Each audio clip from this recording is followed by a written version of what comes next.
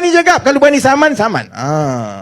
Saya tak takut kena saman sebab benda ni saya dah tengok, saya dah tanya, mereka pun tahu. Yang dia duk cerita kat semua orang, 8 bilion yang tak diberikan. 8 bilion itu belanja untuk 7, saya tak silap saya, 7 loji rawatan, yang diperlukan 1 je. 6 lagi tu dia pandai-pandai tambah, kod-kod nak bagilah kat kita. Boleh main duit rakyat, minta kod-kod nak bagi, saudara-saudari. Kau ingat duit siapa?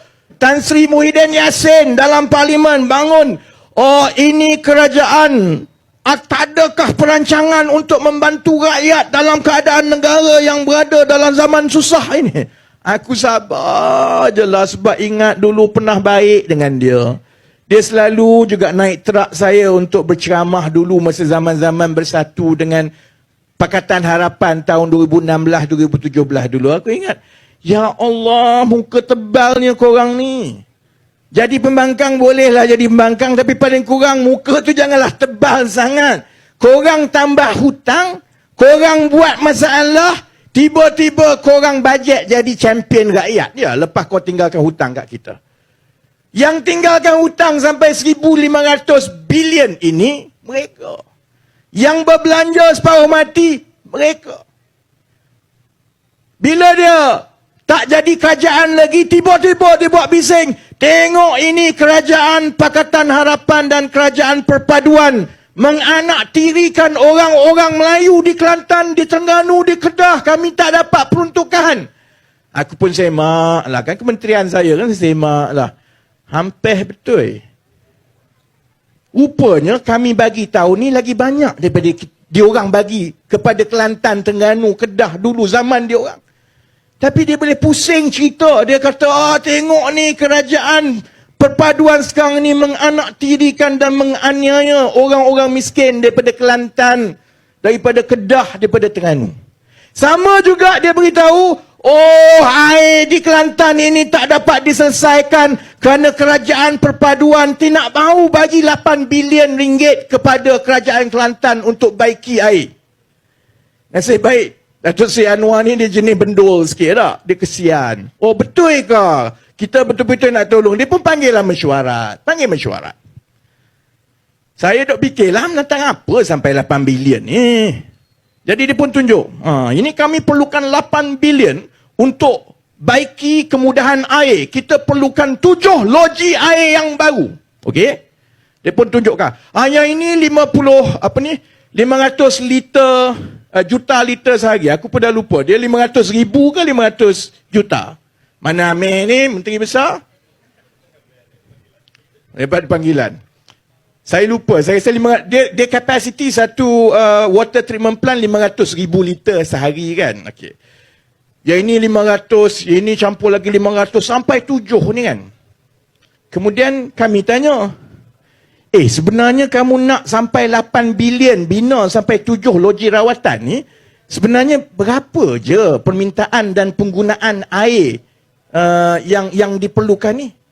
Dia pun beritahu, saya pun tanya, kalau ikut tu bukannya kalau dapat 1 lagi loji rawatan air tambahan, bukankah dah cukup untuk satu negeri Kelantan?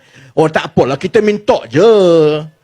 Saudara-saudari, bila kita tengok-tengok balik, yang dia duk cerita kat semua orang, 8 bilion yang tak diberikan. 8 bilion itu belanja untuk 7, saya tak silap saya, 7 loji rawatan, yang diperlukan 1 je.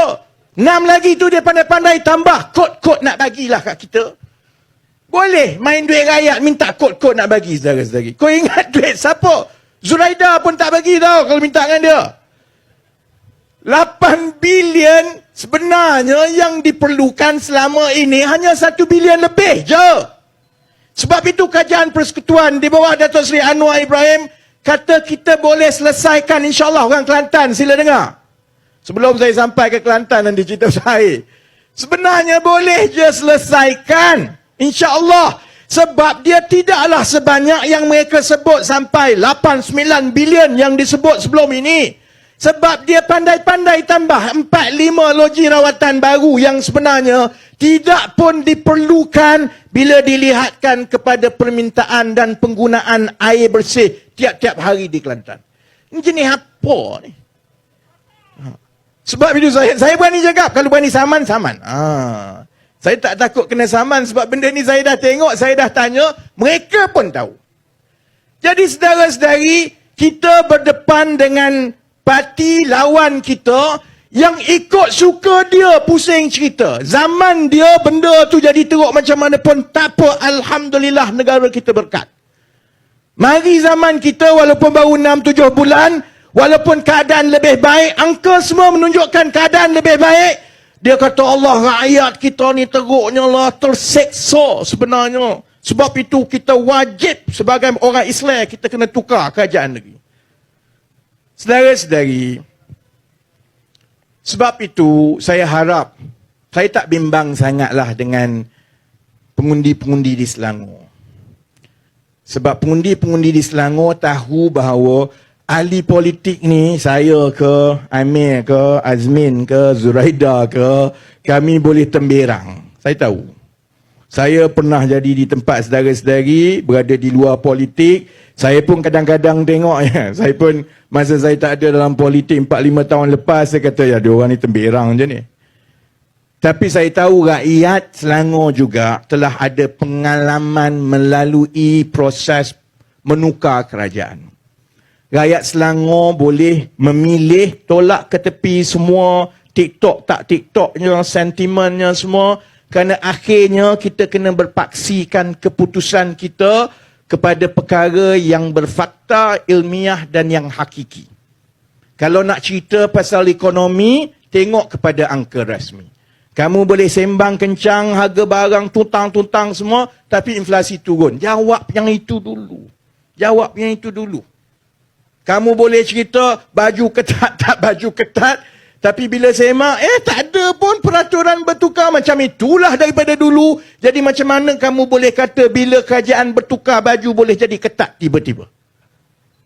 Sama juga, kamu boleh cerita pumpang-pumpang kerajaan semua ini menafikan, menzalimi semua. Bila kita semak, kau nak beritahu, kau nak simpan malu tu kat mana bila kita tunjukkan dalam parlimen kerajaan perpaduan bagi peruntukan yang lebih besar kepada negeri-negeri Kelantan, Terengganu dan Kedah berbanding masa zaman diorang jadi kerajaan dulu pun.